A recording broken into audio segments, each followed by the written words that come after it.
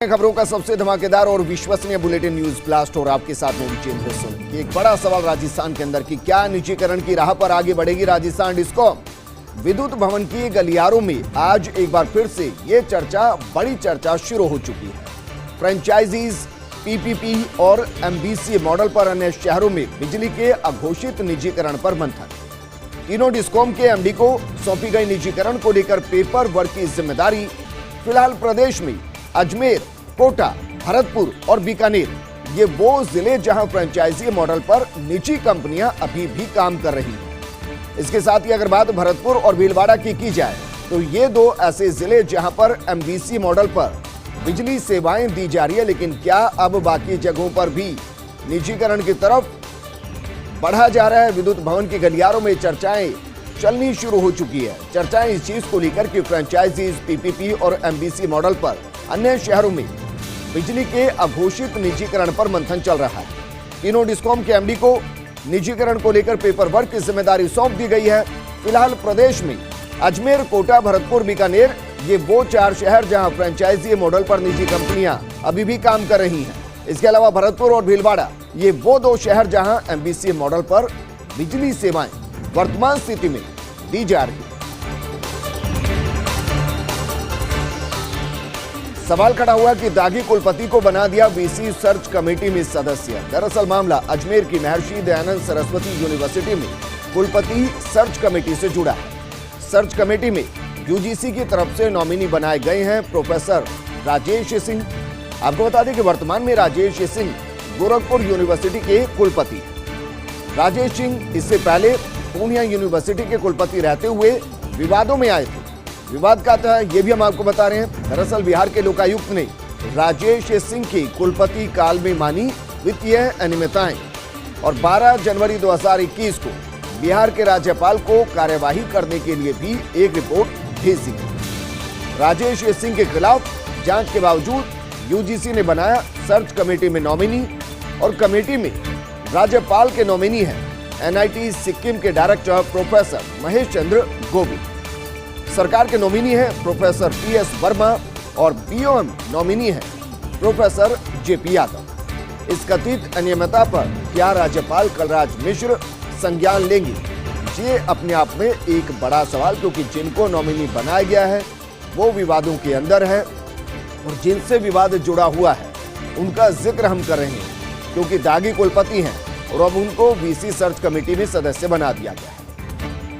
अजमेर की महर्षि दयानंद सरस्वती यूनिवर्सिटी में कुलपति सर्च कमेटी का गठन किया गया और इस सर्च कमेटी में यूजीसी की तरफ से नॉमिनी जिनको बनाया गया उनका नाम है प्रोफेसर राजेश सिंह। आपको बता दें कि वर्तमान में राजेश सिंह गोरखपुर यूनिवर्सिटी के कुलपति हैं और राजेश सिंह इससे पहले पूर्णिया यूनिवर्सिटी के कुलपति रहते हुए विवादों में आए थे। यानी कि बिहार में पूर्णिया यूनिवर्सिटी जो है उसमें कुलपति रहते हुए वो विवादों में आए थे। उन पर विवाद क्या थे और किस तरीके के एक्शन की बात की गई ये हम आपको बता रहे हैं। बिहार के लोकायुक्त ने राजेश सिंह की कुलपति काल में वित्तीय अनियमितताएं पाई थी, यानी कि जो लेन देन का पैसा है उसमें गड़बड़ी पाई थी। 12 जनवरी 2021 को बिहार के राज्यपाल को कार्यवाही करने के लिए भी एक रिपोर्ट भेजी गई, यानी कि लगभग 1 महीने पहले रिपोर्ट भेजी गई। राजेश सिंह के खिलाफ जांच के बावजूद यूजीसी ने सर्च कमेटी में नॉमिनी बना दिया है। वहीं अगर बाकी नॉमिनी की बात करें तो कमेटी में राज्यपाल के नॉमिनी है एनआईटी सिक्किम के डायरेक्टर प्रोफेसर महेश चंद्र गोविल। सरकार के नॉमिनी है प्रोफेसर पीएस वर्मा और बीओएम नॉमिनी है प्रोफेसर जेपी यादव। इस कथित अनियमितताओं पर क्या राज्यपाल कलराज मिश्र संज्ञान लेंगे? हर किसी की नजर इस पर बनी हुई। और बात करते हैं कांग्रेस में जल्द ही बन जाएगा संसदीय बोर्ड। जानकार सूत्रों ने इसके संकेत दिए हैं। पार्टी में संसदीय बोर्ड को लेकर गंभीरता से मंथन चल रहा है और माना जा रहा है कि जल्द ही बोर्ड का गठन कर दिया जाएगा। महाराष्ट्र में पार्टी के किए गए बदलाव को एक एक्सपेरिमेंट के तौर पर, प्रयोग के तौर पर माना जा रहा है। नाना पटोले को प्रदेश अध्यक्ष के साथ 37 सदस्यों के साथ एक संसदीय बोर्ड भी बनाया गया। इसके बाद से ही केंद्रीय कमेटी में भी संसदीय बोर्ड बनाने की अटकलें शुरू हो चुकी हैं और सभी की रही सहमति तो केंद्रीय कमेटी में बन सकता है 9 सदस्यों का संसदीय बोर्ड। यानी कि कांग्रेस के अंदर संसदीय बोर्ड को लेकर जो मंथन चल रहा है, जानकार सूत्रों ने जो खबर दी है वो बता रही है कि जल्द ही कांग्रेस में संसदीय बोर्ड का गठन कर दिया गया और इसकी एक्सरसाइज जो शुरू की गई वो महाराष्ट्र में की गई, क्योंकि महाराष्ट्र में पार्टी के बदलाव को इसमें एक एक्सपेरिमेंट के तौर पर माना जा रहा है, जहां नाना पटोले को प्रदेश अध्यक्ष के साथ 37 सदस्यों के साथ एक संसदीय बोर्ड का भी गठन किया गया। इसके बाद से ही केंद्रीय कमेटी में भी संसदीय बोर्ड बनाने की अटकलें शुरू हो चुकी हैं और अगर सभी ने सहमति दे दी तो केंद्रीय कमेटी में 9 सदस्यों का संसदीय बोर्ड जल्द बनता हुआ दिखाई देगा। और अब बात करते हैं गुजरात राज्यसभा चुनाव की। क्या वाकई में वहां कांग्रेस कंफ्यूज है? ये सवाल खड़ा हो रहा है क्योंकि कांग्रेस अभी तक नहीं तय कर पाई कि चुनाव उसको लड़ना है या चुनाव उसे नहीं लड़ना है। उसके पीछे का दरअसल कारण भी है, लेकिन हम आपको बता दें क्योंकि दोनों सीटों पर होने वाले चुनाव में बीजेपी की जीत लगभग तय है। हालांकि पार्टी के कई नेताओं का मानना है कि स्थितियां चाहे जो भी रही हो, कांग्रेस को उम्मीदवार घोषित करने चाहिए। आपको बता दें कि गुजरात से 2 राज्यसभा सांसद हैं, अहमद पटेल और अभय भारद्वाज। दोनों का इंतकाल हो गया, निधन हो गया और उसके बाद से ये 2 सीटें खाली हो। राज्यसभा की 2 सीटों के लिए 1 मार्च को मतदान होगा। अब जरा गणित को समझिए। गणित ये कहता है कि गुजरात विधानसभा में 182 में से 111 सीटें बीजेपी के पास है। ऐसे में कांग्रेस कंफ्यूज है कि क्या वो अपने उम्मीदवारों को उतारे या ना उतारे। हालांकि कांग्रेस के अंदर कुछ नेता हैं जो ये मानकर चल रहे हैं कि उम्मीदवारों को उतारना चाहिए, लेकिन इस आंकड़े के हिसाब से कांग्रेस कंफ्यूज है। 1 मार्च को इसका परिणाम आएगा, यानी कि वोटिंग। और बात करते हैं देश के महत्वपूर्ण 5 राज्यों में चुनाव की। दरअसल फिलहाल चुनाव की तारीखों का औपचारिक ऐलान नहीं हुआ, फिर भी सभी प्रमुख पार्टियों ने पूरी ताकत झोंक दी है। बीजेपी ने प्रमुख तौर पर असम, बंगाल में फोकस बना रखा है। दूसरी तरफ कांग्रेस को तमिलनाडु, केरल और पुडुचेरी में सफलता की उम्मीद है। पीएम मोदी बंगाल, असम का दौरा भी कर चुके हैं, लेकिन अभी तक दक्षिण राज्यों की तरफ कोई रुख उन्होंने नहीं किया। दूसरी तरफ बात राहुल गांधी की करते हैं तो राहुल गांधी तमिलनाडु और केरल का दौरा कर चुके हैं, लेकिन बंगाल और असम पर ज्यादा फोकस वो नहीं कर रहे। इस बीच गठबंधन की नाव पर बैठे दक्षिण राज्यों को पार करने की बीजेपी कोशिश कर रही है, लेकिन जिस तरीके से दोनों दिग्गज नेताओं का फोकस है वो ये बताता है कि दोनों ही अपनी अपनी रणनीति के तहत काम करें और जहां वो मजबूत हैं या कहीं कि जहां वो कमजोर हैं वहां ज्यादा फोकस कर रहे हैं। अभी तक तारीखों का ऐलान नहीं हुआ, औपचारिक ऐलान तो बिल्कुल नहीं हुआ, फिर भी सभी पार्टियां और उनके प्रमुख पूरी ताकत झोंकने में लगे हैं। बीजेपी के प्रमुख तौर पर असम और बंगाल में अपना फोकस बना रखा है। कांग्रेस की बात करें तो तमिलनाडु, केरल और पुडुचेरी में उनको सफलता की उम्मीद, इसलिए ज्यादा फोकस वो वहां पर कर रहे हैं। पीएम मोदी बंगाल और असम का दौरा कर चुके, लेकिन अभी तक दक्षिण राज्यों की तरफ उन्होंने रुख नहीं किया, यानी कि वहां कोई रैली और सभा उन्होंने अभी तक नहीं की। राहुल गांधी की बात करें, तमिलनाडु और केरल का वो दौरा कर चुके हैं, लेकिन वो बंगाल और असम नहीं गए हैं, वहां पर ज्यादा फोकस वो नहीं कर रहे हैं। और इस बीच गठबंधन की नाव पर बैठे दक्षिण राज्यों को पार करने की बीजेपी कोशिश कर रही है। और बात करते हैं असम विधानसभा चुनाव में बहुकोणीय मुकाबला। अब की बार 4 मजबूत मोर्चे आजमाएंगे किस्मत। बीजेपी ने 3 मजबूत पार्टियों के साथ गठबंधन बनाया। कुल मिलाकर असम में गठबंधन का मुकाबला होगा गठबंधन से ही।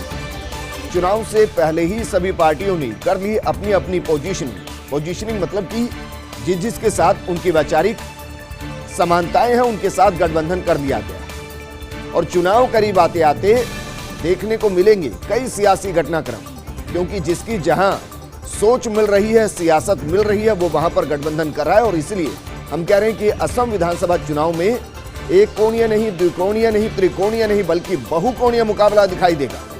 4 मजबूत मोर्चे अपनी किस्मत को आजमाएंगे। बीजेपी ने 3 मजबूत पार्टियों के साथ गठबंधन बनाया। कुल मिलाकर असम में गठबंधन का मुकाबला गठबंधन से ही होगा, यानी कि कुछ पार्टियां एक तरफ होंगी और कुछ पार्टियां एक तरफ होंगी। गठबंधन होगा और उन गठबंधन के बीच में मुकाबला होगा। चुनाव से पहले ही सभी पार्टियों ने अपनी अपनी पोजीशनिंग, वहां की सियासत, वहां के जातिगत समीकरण और वहां के वैचारिक मतभेद को देखते हुए कर दी। चुनाव करीब आते आते कई सियासी घटनाक्रम भी देखने को मिल सकते हैं। और बात करते हैं राज्यसभा सांसद गुलाम नबी आजाद। उनका कांग्रेस में अब क्या फ्यूचर होगा, क्या भविष्य होगा, ये सवाल खड़ा हो गया है। क्या कांग्रेस आजाद को किसी अन्य राज्य से राज्यसभा भेजी, क्योंकि राज्यसभा में विपक्ष के नेता आजाद का कार्यकाल पूरा हो रहा है। 15 फरवरी को आजाद का राज्यसभा का कार्यकाल पूरा हो जाएगा। कांग्रेस आजाद की इस सदन में कराएगी वापसी या शांति से कर देगी ड्रॉ। वैसे आजाद ने पार्टी हाईकमान की इच्छा के विरुद्ध राज्यसभा में समझौता किया था। सरकार के साथ समझौता कर सदन की कार्यवाही चलने दी और 3 दिन तक बहस चली और प्रधानमंत्री ने बहस का जवाब भी दिया। लेकिन अब उनकी विदाई का वक्त है। वापस वो एंट्री करेंगे राज्यसभा में किसी और राज्य के जरिए, या फिर उनको ड्रॉप करते हुए किसी और जिम्मेदारी के साथ कांग्रेस उनको लॉन्च करेगी। ये अभी देखना होगा। लेकिन राज्यसभा में एक लंबी पारी के बाद 15 फरवरी को उनका अंतिम दिन होगा। आज प्रधानमंत्री भी जब उनके बारे में बात कर रहे थे तो काफी भावुक हो गए। वहीं गुलाम नबी आजाद पर रामदास अठावले का बड़ा बयान और कहा कि गुलाम नबी आजाद को फिर से राज्यसभा लाएंगे। कांग्रेस नहीं लाई तो हम राज्यसभा में लाएंगे।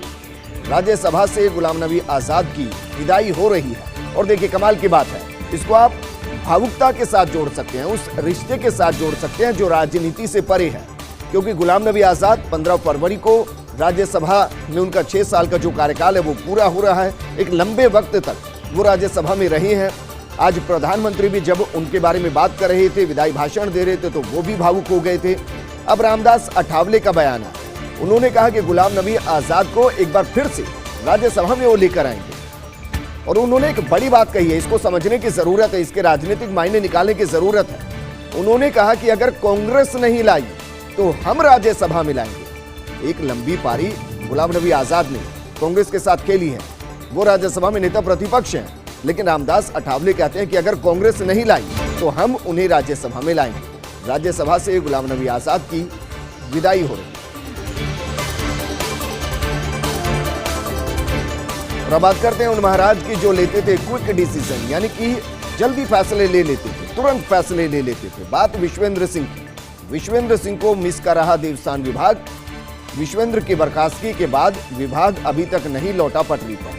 न किराया नीति आई और न ही अतिक्रमण हटाए गए देव संपत्तियों से। क्या सरकार अब प्राथमिकता से निपटाएगी देवस्थान के पेंडिंग मसले? ये सवाल खड़ा हो रहा है। लेकिन जैसे ही वो इस पद से हटे हैं, इस विभाग से हटे हैं, उनके जो तुरंत फैसले हैं उनको मिस किया जा रहा है। मिस किया जा रहा है विश्वेंद्र सिंह को देवस्थान विभाग में। और विश्वेंद्र की बर्खास्तगी के बाद विभाग अभी तक पटरी पर नहीं लौटा है। न किराया नीति आई और न ही अतिक्रमण हटाए देव संपत्तियों से। क्या सरकार अब प्राथमिकता से निपटाएगी देवस्थान की पेंडिंग मसले? ये सवाल।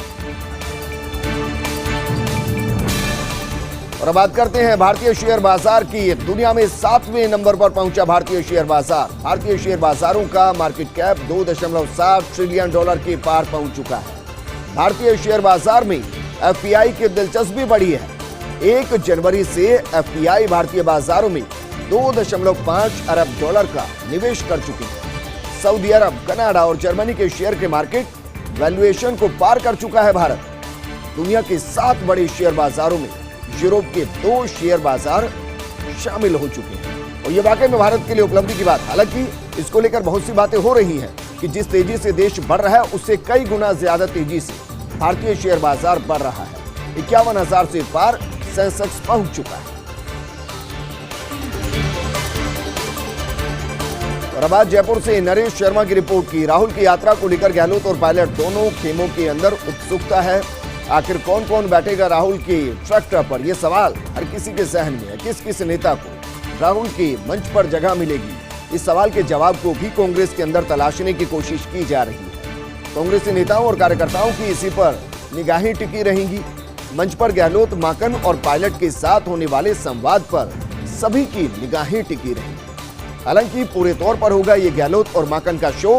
हालांकि पीसीसी चीफ के नाते डोटासरा भी मंच पर मौजूद रहेंगे। लेकिन सबसे ज्यादा उत्सुकता रहेगी सचिन पायलट को लेकर। राहुल के साथ पायलट के होने वाले संभावित संवाद को लेकर भी जिज्ञासा हर किसी के अंदर रहेगी। अलबत्ता आलाकमान और माकन के रुख को देखते हुए पायलट भी हर कार्यक्रम में मौजूद रहेंगे। 4 माह पहले खुली बगावत करने के बावजूद भी अब राहुल के साथ पायलट की मंच पर मौजूदगी रहेगी। गहलोत समर्थक 102 विधायकों के आंखों की किरकिरी। इस सारे घटनाक्रम पर एक राजनीतिक प्रेक्षक ने टिप्पणी की और कहा कि बागी विधायकों की घर वापसी के आलाकमान के एक गलत फैसले ने अगले 3 सालों के लिए कर दिया सब कुछ उल्टा पुल्टा, क्योंकि अब गुड गवर्नेंस की बजाय पायलट कैंप को हैंडल करना बन गई है गहलोत सरकार की प्राथमिकता। और बात करते हैं आयुर्वेद की। आयुर्वेद को इंतजार, आखिर कब खुलेगा 550 आयुर्वेद नर्सेज की भर्ती का पिटारा। बात आयुर्वेद विभाग की नर्सेज भर्ती से जुड़ी है। 550 आयुर्वेद नर्सेज की भर्ती का विज्ञापन जल्द जारी होने के संकेत। आयुष नर्सेज महासंघ की मुहिम रंग ला रही है। करीब 9 माह से नियुक्ति की आस लगाए बैठे बेरोजगार नर्सेज। आयुष नर्सेज महासंघ अब उम्मीद लगाकर बैठा है और भर्ती को लेकर वो सक्रिय भी हो चुका है कि क्या पता किस्मत को। और बात करते हैं सचिन पायलट की बयाना। किसान महासभा की सभा की भीड़ को लेकर अलग अलग सूत्रों के अलग अलग आकलन सामने आए हैं। एक आकलन के मुताबिक 10 से 12 हजार लोगों की भीड़, दूसरे आकलन के मुताबिक 13 से 14 हजार लोगों की भीड़ और पायलट कैंप ने किया 20 हजार की भीड़ का दावा। भीड़ के अलावा बड़ी संख्या में मौके पर मौजूद रही गाड़ियां। इसके साथ ही भीड़ से जुड़ा एक दूसरा संयोग भी है। सभा स्थल के पास ही चल रहा फतेहगिरी महाराज का निःशुल्क भोजन भंडारा और भंडारा जो चल रहा था उस भंडारे से खाना खाकर लोग सीधे पहुंचे सभा स्थल। इस प्रकार भंडारा एक तरह से कन्वर्ट हो गया किसान महासभा में। अलबत्ता भंडारे और किसान सभा की भीड़ का अलग अलग आकलन करना बेहद मुश्किल है, लेकिन कुल मिलाकर आज की सभा ठीक ठाक रही, ये कहा जा सकता है। केंद्रीय मंत्री गिरिराज सिंह ने की तारीफ। मंत्रिमंडल के साथी किरण रिजिजू की तारीफ की और कहा कि किरण जिसे छू ले वो युवा बन जाए। संसद भवन के अंदर जाते समय बोले गिरिराज सिंह। गिरिराज सिंह की बात मौजूद साथियों ने इस पर ठहाके लगाए। कहा गया कि अगर किरण किसी को छू ले, किरण रिजिजू किसी को छू ले तो वो यंग हो जाए, एक बार फिर से नौजवान हो जाए। बात गोवा से जगदीश चंद्र की रिपोर्ट की। गोवा से अब आ पहुंचा रिवेंज टूरिज्म। महीनों तक लॉकडाउन में बंद रहे लोग अब पूरे देश से पहुंच रहे गोवा। गोवा पहुंचकर एक प्रकार से लोग ले रहे कोरोना लॉकडाउन का प्रतिशोध। अब गोवा एयरपोर्ट पर हर दिन पहुंच रहे लगभग 12 से 13 हजार यात्री, जबकि लॉकडाउन से पहले गोवा पहुंच रहे थे सिर्फ लगभग 9 से 10 हजार यात्री। इसी प्रकार आज गोवा पहुंच रही 78 फ्लाइट्स, जबकि लॉकडाउन से पहले आ रही थी 53 फ्लाइट्स। शहर के सभी 3 स्टार्स और 5 स्टार होटल्स चल रही हाउसफुल। पूरे शहर में जगह जगह ट्रैफिक जाम की स्थिति बनी हुई है और ये है लॉकडाउन के बाद की गोवा पर्यटन की आशावादी तस्वीर। अब जयपुर से भी सीधे इंडिगो की फ्लाइट शाम 7:20 पर रवाना होकर 9:40 पर गोवा पहुंचती है और रात 10 बजे गोवा से रवाना होकर रात 12:30 बजे वापस जयपुर पहुंचती है। ये सब देख गोवा के मुख्यमंत्री प्रमोद सावंत के चेहरे पर लंबे समय के बाद मुस्कान लौटी।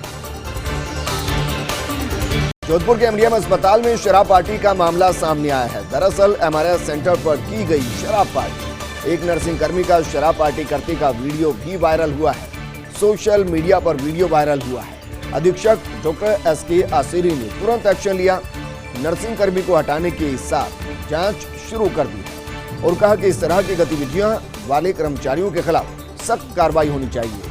ये तस्वीर हम आपको दिखा रहे हैं। तस्वीरों को सलाह दिए कि किस तरीके से टेबल के नीचे से आपने रिश्वत तो देखी होगी, लेकिन टेबल के नीचे से पैग लेते हुए साहब नर्सिंग कर्मचारी हैं, अल्कोहल गटक रहे हैं, उनके खिलाफ कार्रवाई हुई है और ये कार्रवाई इसलिए भी जरूरी ताकि सभी के बीच में संदेश जाए कि अगर इस तरीके की लापरवाही होगी तो फिर सख्त कार्रवाई की जाएगी। बैग बनाया जा रहा है, अपने टेबल पर वो बैठे हैं साहब और देखिए ड्रॉर के अंदर छुपाया जा रहा है ताकि किसी को पता ना चले, लेकिन ये कैमरे हैं, कैमरों की नजर से ये चीजें बचती नहीं और इसीलिए इनके खिलाफ सख्त कार्रवाई की गई है। जोधपुर के एमडीएम अस्पताल में शराब पार्टी का मामला सामने आया है। एमआरएस सेंटर पर यह शराब पार्टी की गई है, जिसकी तस्वीर हम आपको दिखा रहे हैं। एक नर्सिंग कर्मी का शराब पार्टी करने का वीडियो वायरल हुआ है और सोशल मीडिया पर यह वीडियो वायरल किया गया है। इसके बाद एक्शन में अधीक्षक नजर आए और तुरंत इस पर एक्शन लेते हुए नर्सिंग कर्मी को हटाने की बात कह डाली, निर्देश दे डाला और जांच भी शुरू कर दी। ये इसलिए भी जरूर क्योंकि इस तरीके की घटनाओं के बाद अगर तुरंत एक्शन होता है, देखिए जांच होती रहे, लेकिन जो कैमरे में नजर आ रहा है उसको झुठलाया नहीं जा सकता। ये नहीं कहा जा सकता कि जांच के बाद बताएंगे। ये नर्सिंग कर्मी बाकायदा शराब पीता हुआ दिखाई दे रहा है, पैग बनाता हुआ दिखाई दे रहा है। मेरे सहयोगी राजीव गौड़ मेरे साथ जुड़ चुके हैं। राजीव, अच्छी बात यह है कि यहाँ पहले कार्रवाई की गई और फिर कहा गया कि चलिए जांच भी कर लेते हैं कि कहां से कैसे कब क्या हुआ। ये एक अच्छी बात। देखिए, सबसे बड़ी बात यह है कि ये जो कर्मचारी हैं, इन पे भरोसा किया जाता है। अधीक्षक के कार्यालय के पास में ही बैठते हैं और एमआरएस जो सेंटर बना हुआ है, दवाओं से रिलेटेड सेंटर है, वहां पर थे। गनीमत ये रही कि किसी वार्ड के आसपास नहीं थे, ऑपरेशन थिएटर के आसपास नहीं थे। तो आप सोचिए कि क्या मैसेज जाता है। शराब पीवा कोई कर्मचारी यदि किसी मरीज के साथ अगर कुछ गड़बड़ कर देता तो बड़ी बात हो जाती। लेकिन यहाँ के जो अधीक्षक डॉक्टर M.K. आचार्य ने बड़ा कदम उठाया और तत्काल उस आदमी को वहां से हटा दिया, जांच शुरू कर दी। तो ये कदम अच्छा कहा जा सकता है। लेकिन हिम्मत कैसे पड़ी शराब की बोतल अस्पताल में लेकर जाने की, अपने चैम्बर में अपने कुर्सी पर बैठ करके पैक बनाने की, एक बड़ा गंभीर मामला। राजीव, नर्सिंग कर्मी के बारे में बताइए जरा, उन्होंने भी तो कुछ अपना बचाव के लिए कुछ तो कहा ही होगा। देखिए, अब तो इस वक्त वो आंखें चुराते फिर रहे हैं, न तो आमने सामने आ रहे हैं। और अभी अधीक्षक ने जिस तरीके डॉक्टर M.K. आचार्य ने कहा कि ऐसे लोगों के खिलाफ सख्त कार्रवाई होगी और कार्रवाई होने के साथ में यहाँ से उनको रवाना भी किया जाएगा। हो सकता है कि मेडिकल कॉलेज का जो प्रिंसिपल है वहां पर दूसरी पोस्ट, क्योंकि ऐसे लोगों के अस्पताल में जरूरत नहीं है जिन्होंने इस तरह का कृत्य किया है। और सीधी सी बात है, जब एक और मुख्यमंत्री अशोक गहलोत मुख्यमंत्री निःशुल्क दवा योजना, निरोगी राजस्थान मरीजों को बचाने की कोशिश कर रहे हैं, ऐसे में इस तरह के जो कर्मचारी है वो अस्पताल प्रशासन पर भी कहीं ना कहीं इस तरह का बदनामी का दाग लगाने का काम करते, तो उसके खिलाफ तो कार्रवाई हो ही गई है। लेकिन कुल मिलाकर के ये एक अच्छी बात एक अस्पताल के लिए नहीं कही जा सकती। उनकी वजह से अस्पताल के जो अधिकारी बिल्कुल राजीव, शुक्रिया तमाम जानकारी हमारे साथ साझा करने के लिए। लेकिन अच्छी बात यह कि तुरंत कार्रवाई की गई है और उसके साथ साथ जांच की भी बात की जा रही है। इस प्रोग्राम में फिलहाल इतना ही।